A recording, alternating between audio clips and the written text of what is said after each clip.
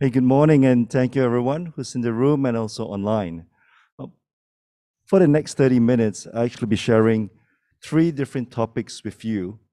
Um, the first one being COVID-19 and unicorns. And the reason for this is in the last couple of few downturns in the economy and so forth, we've seen the birth of a lot of new companies actually come up. So around 2000s, we've seen the rise of Google and the lights. In '08, we've seen companies like Uber and Airbnb actually come to fruition as well, and including Tencent and so forth, with, for example, WeChat. The second one is actually about ESG. We've seen more and more announcements and more focus for governments, fund managers, asset managers, all focusing on why ESG is going to be so important. And then finally, something that's close to heart, a passion project, and something that I'm taking a big interest in is the metaverse. Because for me, this is about transforming a lot of traditional businesses. So all these topics come together and what I see as the technology outlook, and also how we'll be looking to transform in the next 2 or 3 years. First, let me start with a CEO outlook that KPMG did in 2020. There were three themes that we saw last year, where CEOs, when we surveyed them and spoke to them, actually said to be top of their priority. The first one was talent risk. Talent risk in 2020 moved from number 12 up to number 1, the talent premium, in terms of what CEOs saw as the biggest threat to their growth and to the organization. The second one in there is the future of work. This has transformed dramatically. We've seen from today's conference the hybrid work of working, and also people moving with the new skills. And then finally, even in 2020, there was a big started to have the lean towards ESG. And these were the trends that we saw as of last year. When we did the survey again this year, we did a global study of global CEOs, as well as a bit more of a focus on the China CEOs. What are China CEOs actually thinking as well? And this is in line with what the global CEOs are actually saying. So where we in Hong Kong here, we've seen very closer to the news of what's happening in mainland China, where things recover very quickly, and then also COVID seems to be under control. And when we look at the CEO's confidence, it's still fairly high, but interestingly enough, when we compare that to what the global CEOs actually see, confidence has gone up a lot in the last 1 year, but still, the confidence of China's CEOs are actually just slightly lower, still higher than their global counterparts. And these are also due to reasons of the supply chain disruptions, and also understanding what could be some major issues as well. But what's consistent across all of them is actually the investments into technology innovation. That has not changed. More and more funds are being made available, more and more focused priorities into how do we innovate and spend more into R&D to give us a competitive edge. If we look at the rankings in here, 44% want to make more acquisitions, because this is the one way to actually leapfrog and actually get ahead of the game there. Starting a new company, doing a startup, and ensuring success in that is actually not very easy. And we do have, in the panels afterwards, our Keynote would also share a bit the struggles and how hard is it to start a startup within a large corporation.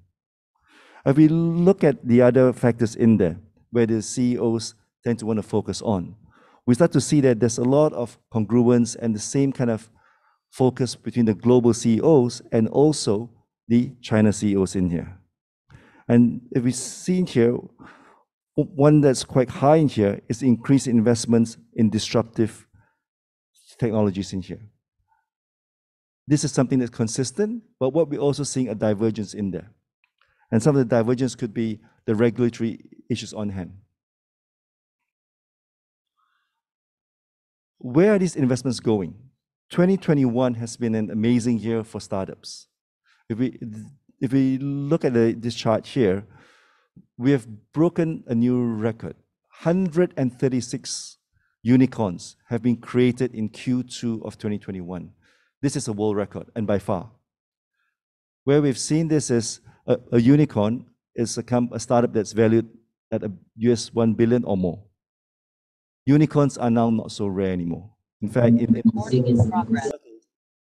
we now say maybe we should be looking at how many decacorns I created, companies or startups that are worth 10 billion or more. Because all these companies are bringing new technologies, new services to actually bridge the digital gap, to remove the friction from the whole supply chain. I'll cover a bit later as to where these unicorns are actually coming from and what industries. Let's look at where the unicorns are coming from. KPMG did a survey where we asked our clients as to how they rank technology hubs. This survey was a bit different because it's a focus on KPMG's clients, and these were the ranking in Asia and also globally as well. We actually see Hong Kong up there, Beijing, Shanghai, Singapore. And we go down the list, we actually see a lot more Asia-Pacific cities in there ranked quite highly.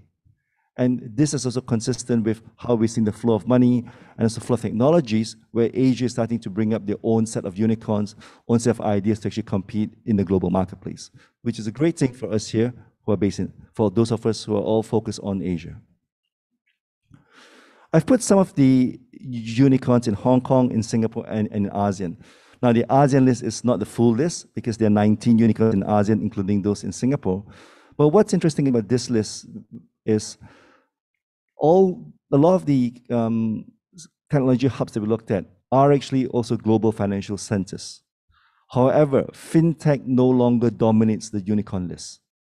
And this is a reflection of what we're actually seeing in the marketplace, where companies that work in the real economy, providing services in e-commerce, in logistics, in tech and telco, and so forth, are starting to get the investments in there.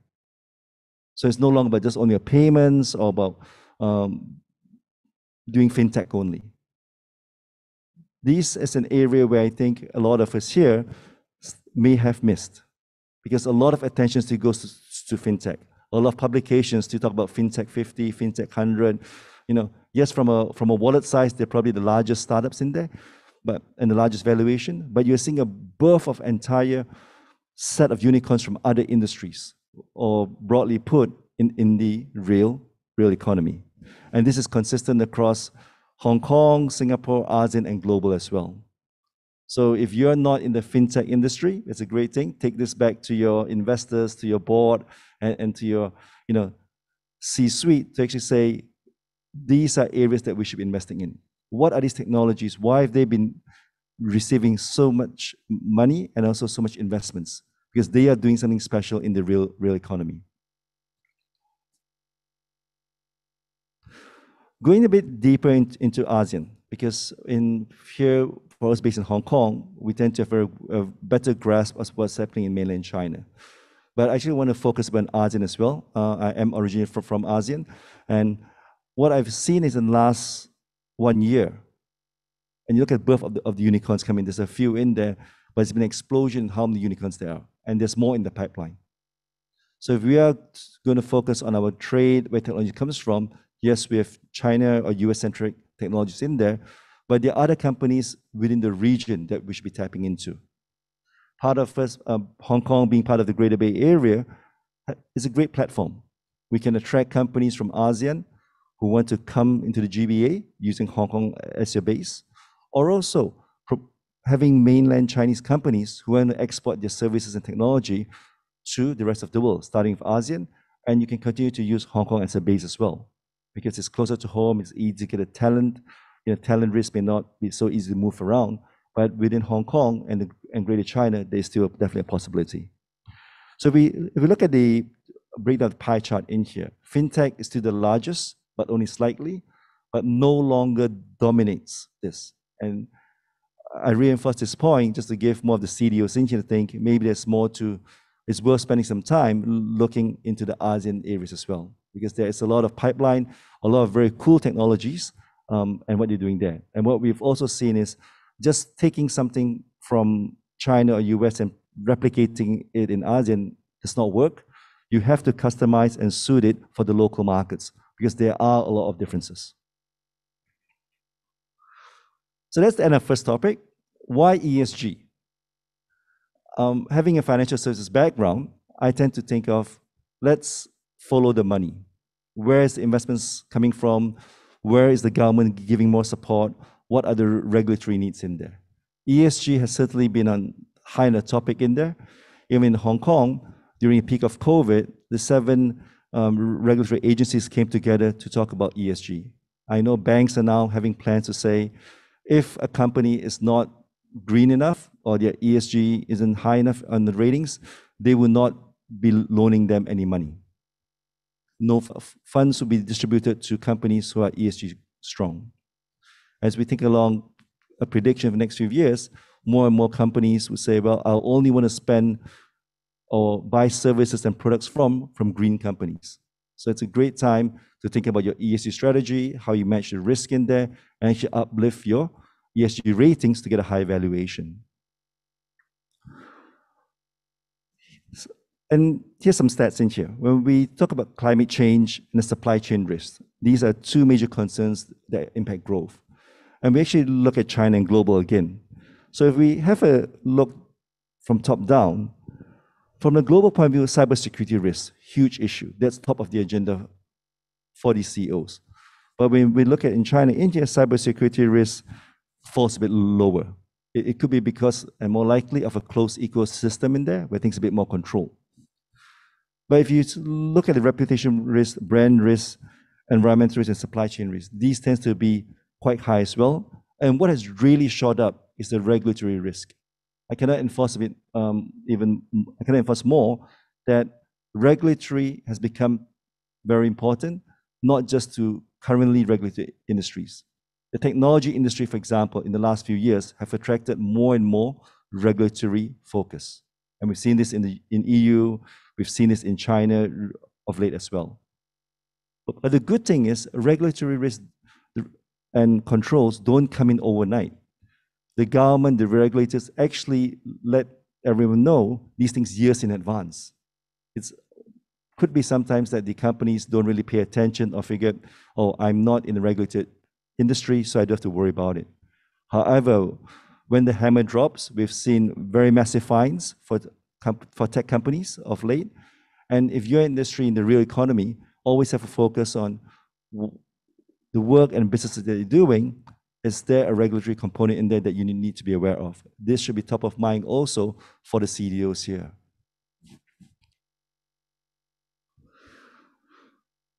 Well, some more stats on ESG. So on the left, we can see when we surveyed earlier in January, February, and then just as recent July and August. Where is the demands for more transparency coming from? It used to be institutional funds, but now we actually see the demands coming from the regulators as well. The regulators are also asking their sovereign funds, how are you investing? Show me that ESG is true, prove it to me as well. It used to be the benchmark was I would release an ESG report once a year, a very comprehensive report, and everyone was happy. But now the benchmark has actually changed. The regulators are asking it more frequently, the same data sets. The investors, for example, sovereign funds, are asking more of it. And to a point, I would say you will be moving to quarterly ESG reports or even sending more regular to investors. It could be they want direct access to some real-time data and some real-time dashboards as well. When I speak to some fund managers here in Hong Kong, they're saying to me that the requests from their LPs or the investors is getting higher and higher. So the GPs and LPs have to produce more and more of these reports, something that they are not quite used to or actually set up for. And then if we look to the right in here, China's CEO's views on the key challenges. How do they convey the ESG story? Are these investments into ESG helping them in their short-term financials? As we look at these things, ESG is also a new domain and new area in here. You'll be needing a lot of new technologies that have not been invented or created yet. You'll be needing a lot of services from companies that may not exist here today. This is the reason why I'm saying for CDOs in here, as we move into the ESG domain, as more and more demands and services flow in, it's a great way to actually birth more companies and services. In fact, I would say of all the domains in here, ESG would be one area where we'll see more and more startups, more and more unicorns or decacorns being created in the next 2 or 3 years, because they are going to fill a gap in there.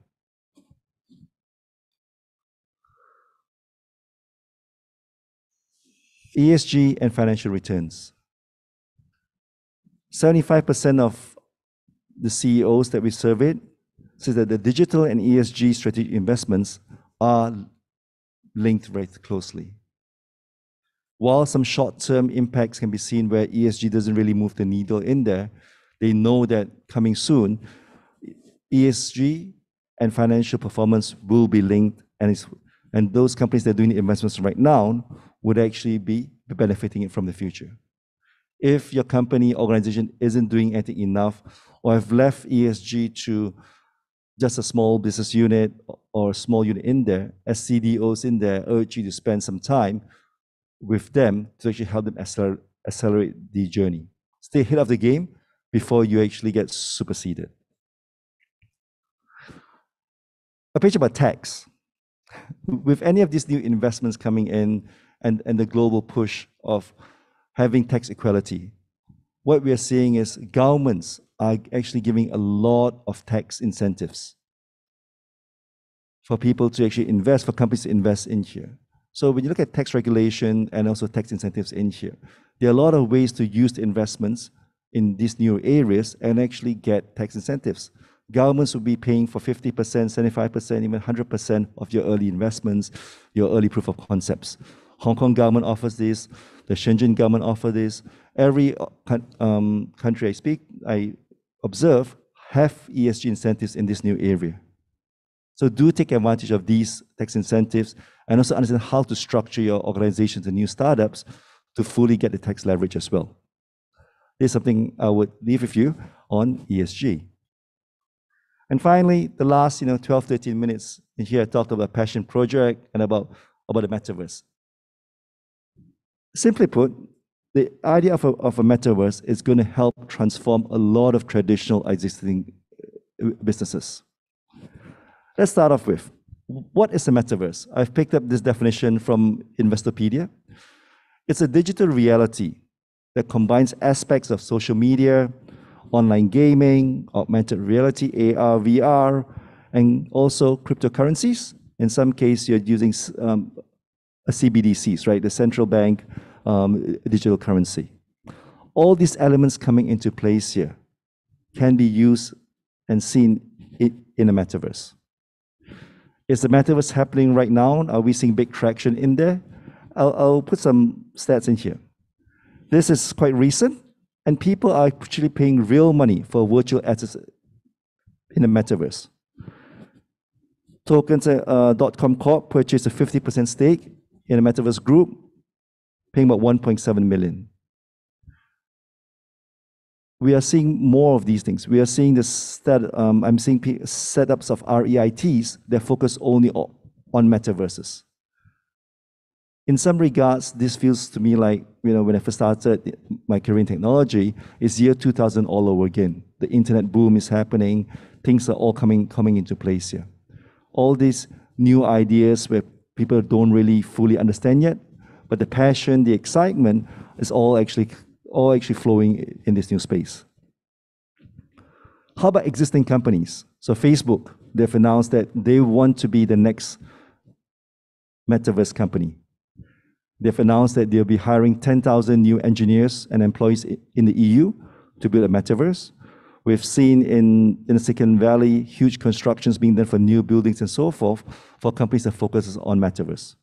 And closer to home, not just Facebook, Chinese tech firms Alibaba, Tencent, and so forth have announced all their own versions of a metaverse. Now, they are calling it open gaming and so forth, but essentially it's a virtual world that's actually being built for the consumers to actually do new things in.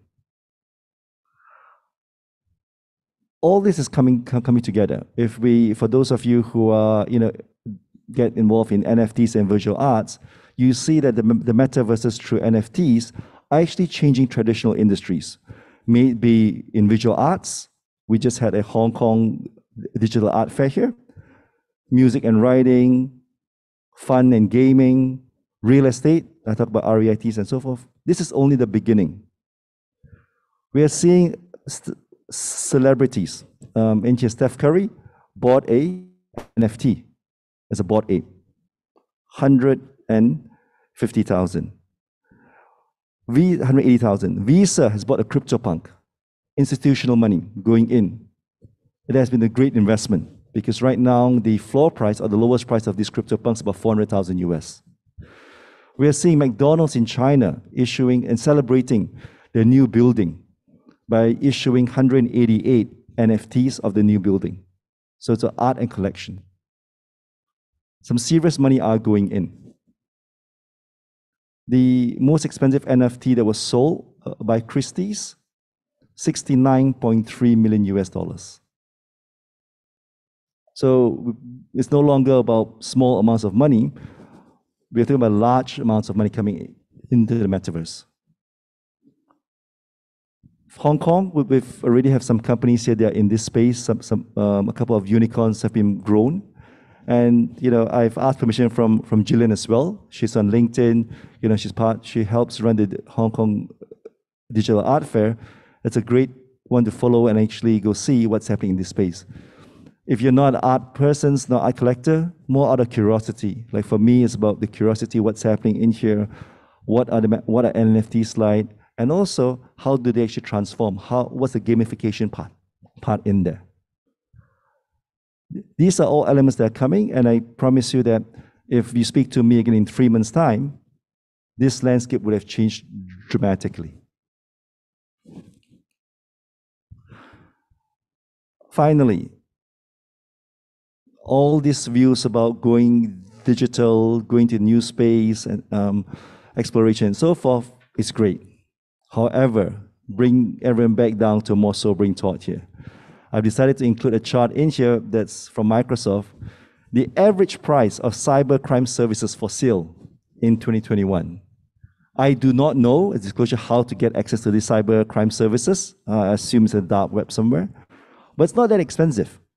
Have a look at the rates in here. These are all in US dollars. If I wanted to hire someone to go and do a spear phishing and target Anson Bailey, who's one of my colleagues, it cost me $500 US. And I only pay upon success.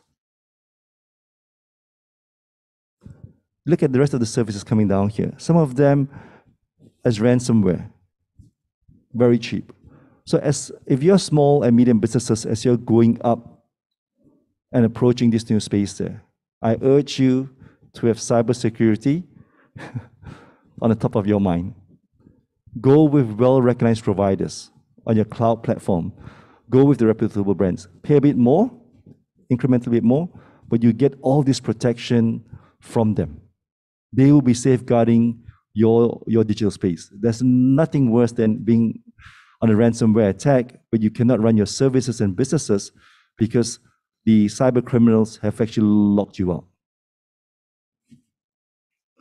Finally, my last page in here, just to leave with the CDOs and also a reminder in there. These are 5 areas that will unlock significant growth for you. Your digital acceleration needs to continue at a very, very high pace in all the new areas that I mentioned. ESG will continue to attract funding and attention for the next 5 to 10 years. More and more countries and companies have pledged to be net carbon zero. But Hong Kong, KPMG, mainland China, we all have set these targets. The demand for data scientists, the data imperative continues to be as high as there because there's a new domain where you need to train up and educate as much of your staff as possible on what the data is and how to actually handle them. Front office, I think that's a given. All of you are here because there's interest in there. But do not forget that the front office is only as good eventually as your back and middle offices. If your back and middle offices don't get the same investments and transform, your front office transformation will be held back and slowed down. And finally, something that may not be high in your agenda is the regulatory transformation. Focus, have an idea of the area that you're in and what the regulators actually say. With that, I'd like to thank you. A lot of my sources are actually here and they're available online. Thank you very much.